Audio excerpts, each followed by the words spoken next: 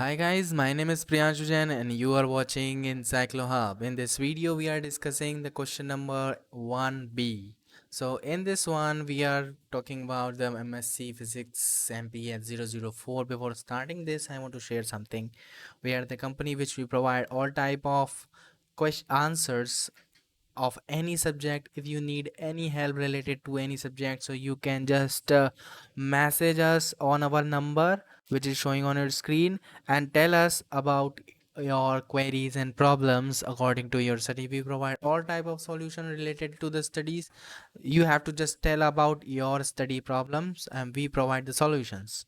Now this is the B answer, and a B question is which is the particle of mass m is constrained to move in one direct dimensional region between two infinitely high potential barriers separated by a distance L0. Using the uncertainty principle, determine the 0 point energy of the particle. That you can see here, the which is B part of the question number one is that if you need answer of the all the questions, so you can go through on our channel and see our answers of all type of questions. So thank you so much for watching. We will meet you soon in the next video.